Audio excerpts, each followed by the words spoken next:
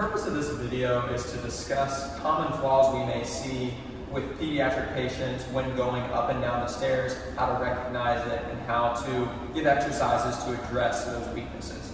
So if we have a patient here and they do have a stronger side, we would prefer that to be on the side with the railing. If not, we can still work around that. So common flaws when going up the stairs we may see is them coming up the stairs and this knee buckles just like that. And that would be a weakness of the knee musculature, and we can address that through exercise. Another common flaw we may see is if this knee does not buckle, but they have trouble getting upright like this. And this would be more of a weakness of the butt muscles, and that also can be addressed through exercise. A couple of flaws that we may see when going down the stairs are buckling, which looks like this. It's the same thing as before, but going down the stairs. Then the other one we may see is when we're going down the stairs, the knee does not buckle, but we have a shifting of the hips towards me. And that means that the hip muscles are weak, so we can address that with exercises we'll do in a minute. The first exercise we wanted to do to work on stairs for this patient is a single leg step up. So again, his weak side is his left side. We'll have the patient step up with the left foot. First things first, we do want to watch out for buckling of the knee as the patient steps up here, so that he may need facilitation pushing the knee into extension. He also may need facilitation as he steps up. If his hips are weak, we might have to help, so go ahead and step up. Make sure he doesn't buckle out laterally from the hip as well. This exercise is going to work the muscles in the quads here, in the front of the leg, as well as glutes and hip extensor along the back side. If this exercise is too hard to begin with, we can decrease the step height or add something like a counter or a dowel for balance and support.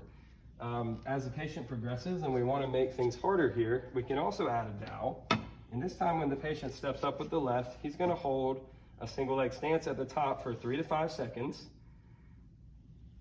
And then because this is a pediatrics patient and we want to keep things fun and engaging, but still task specific, we can add in dual tasks such as drawing when he steps up, draw shapes, numbers, anything fun, or reaching up and touching a balloon or some type of toy each time he steps up as well.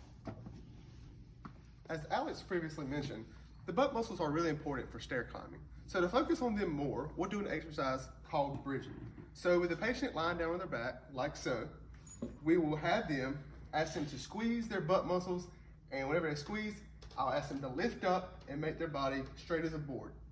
We'll have them hold that for about 5 to 10 seconds, and to make it fun, we'll take some cars or some other items and ask them to make a bridge and have them to hold it as you go through it as they make clearance for it. To make it harder, we can have them remove their hand support, or to make it more functional and closer to stair climbing, we can add an object with some height and slide it up under the other foot, so we're focusing more on the left. All right, for this next exercise, we're going to do what's called a single leg step down. That's going to focus on the descending part of the stairs. This is going to be the toughest of the 3 exercises. So what we're going to initially have to do is we're going to have the patient shift their weight onto this left leg, which would be their weaker side. And if so, you can come like so, wrap around. Like we mentioned before, you want to watch out for that buckling of the knee once that weight's over. We're going to have them step down with the right foot like that, and then make sure we're going to do slow and controlled, about 3 seconds till that heel taps the ground, and then we're going to come back up and straighten that knee. Go ahead and do it again. Nice and slow, 3 seconds. Good, and come back up. If we need to make it a little easier, we can add a surface down here and raise that up, and that should help with the easier progression. So as a summary, we have 3 exercises that we'll address going up and down stairs and the common impairments we see with that. They're going to be step ups and step downs, both with that single leg, as well as bridging. Each one of these exercises will be done for 1 to 2 sets as tolerated by the patient, for around 10 to 15 reps to work on strength and motor control of the muscles. And then just keep in mind the time component.